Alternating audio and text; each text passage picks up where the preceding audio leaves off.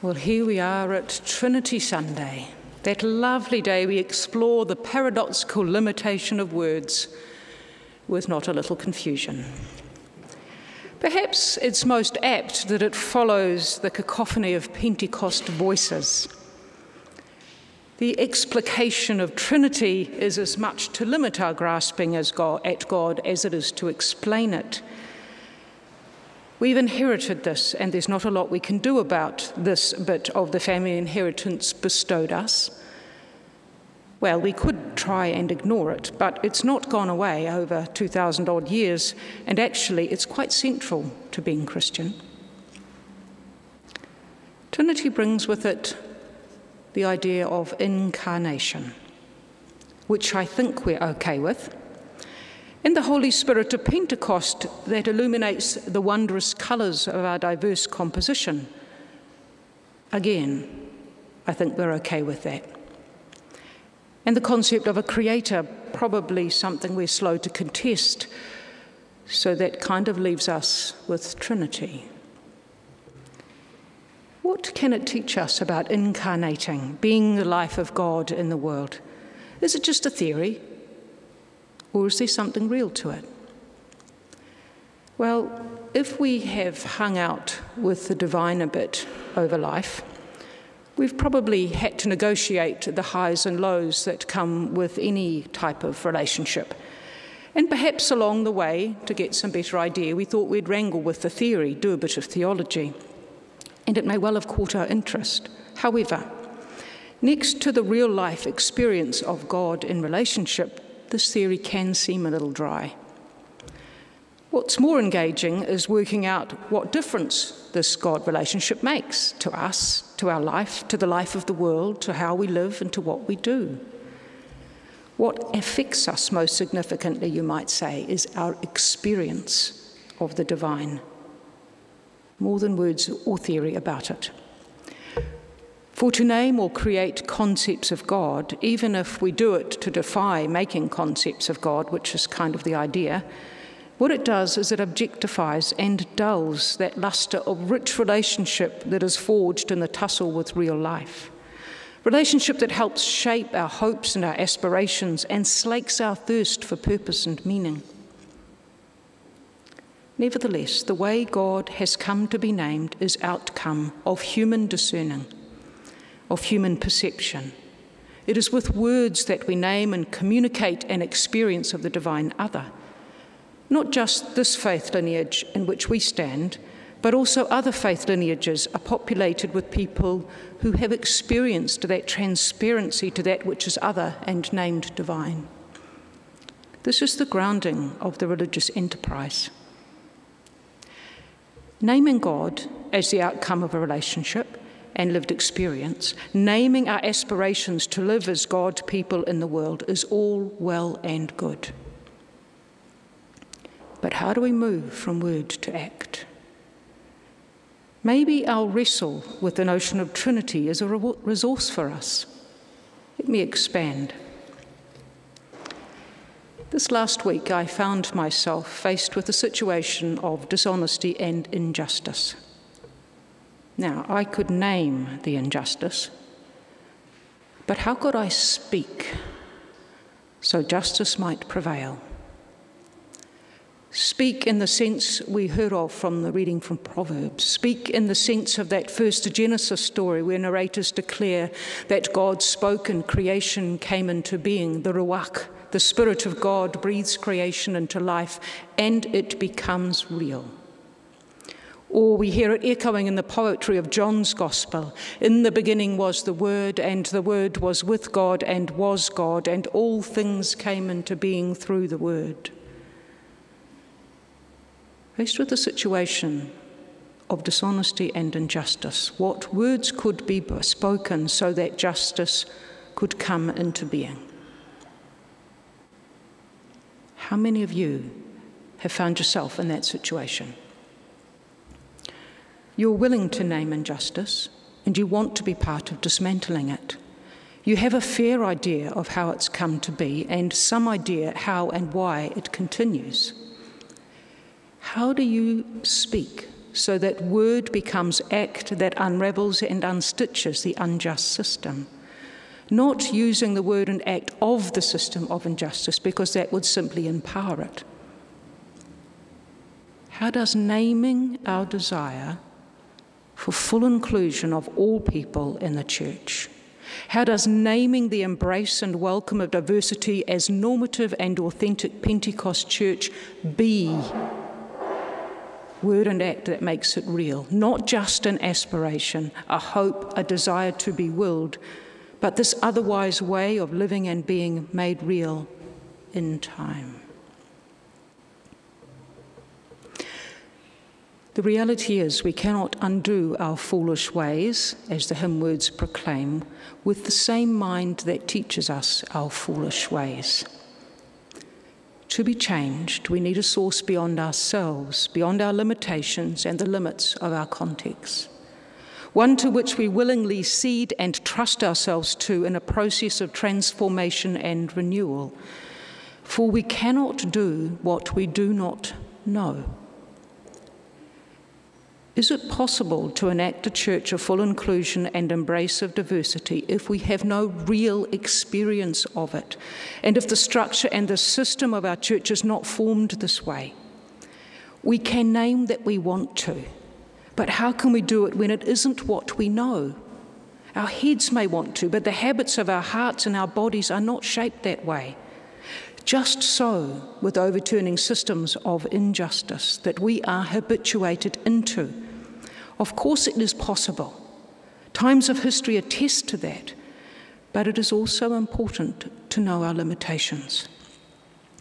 Such change did happen, but not by sheer dint of unchanging will, rather by concerted collaboration and a will that was changed. The formulation of Trinity arose within an historical and a political context, one not without intrigue. Words and concepts of that time were used to express in time something beyond time.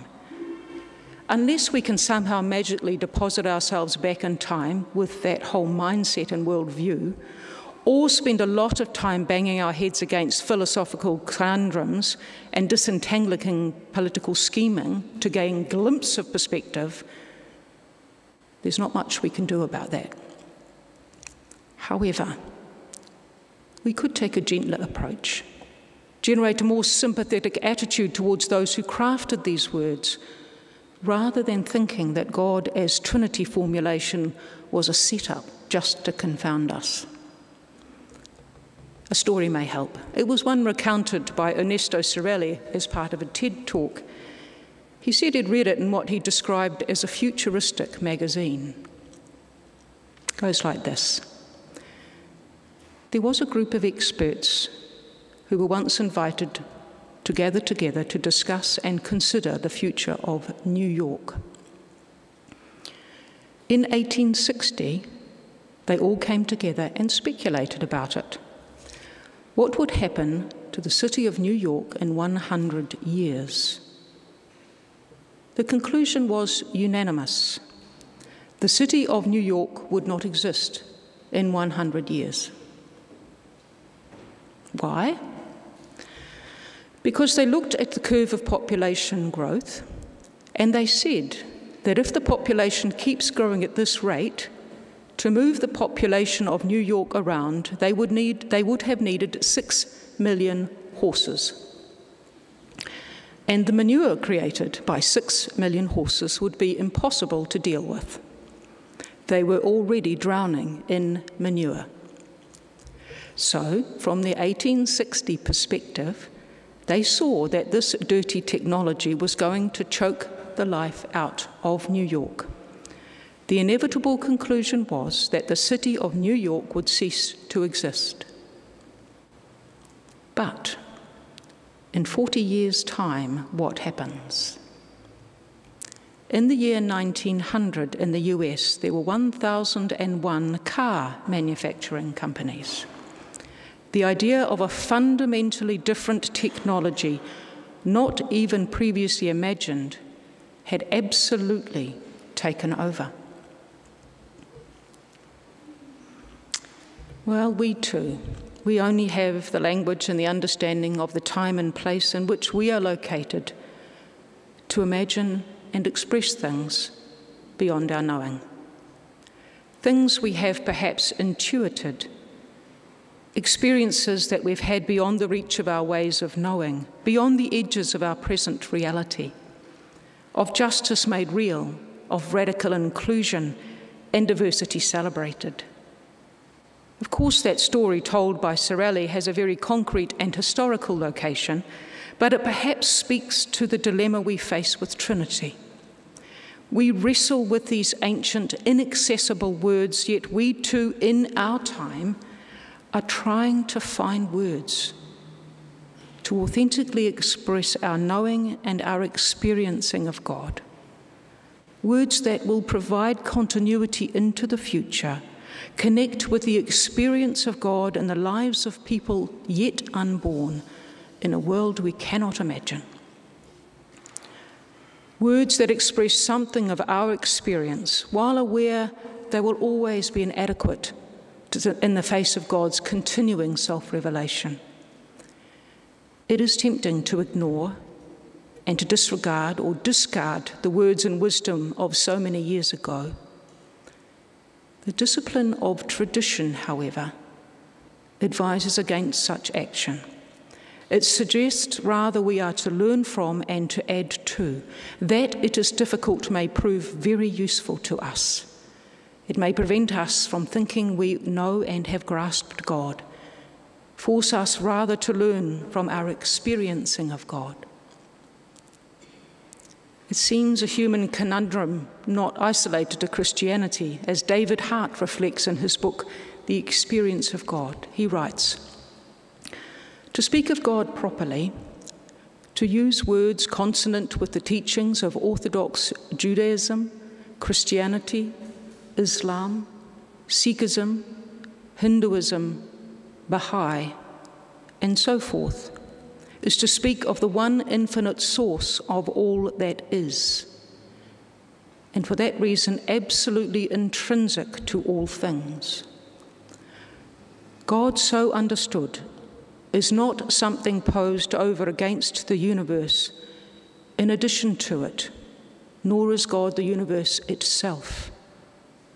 All agree as well that God can genuinely be known, that is, reasoned toward, intimately encountered, directly experienced with a fullness surpassing mere conceptual comprehension.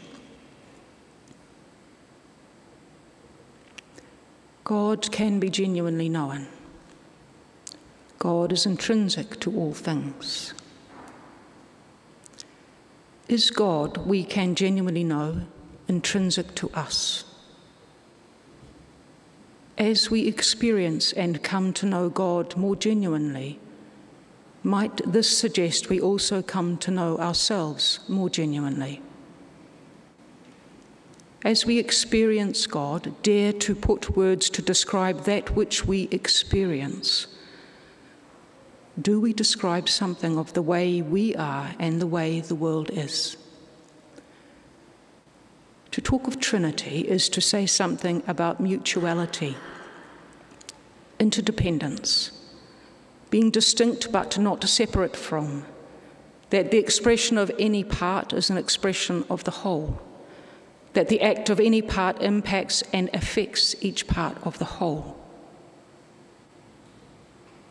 Are we also speaking of how we, created in the image of God, actually are in relation to one another and the world, whether or not we are aware of it?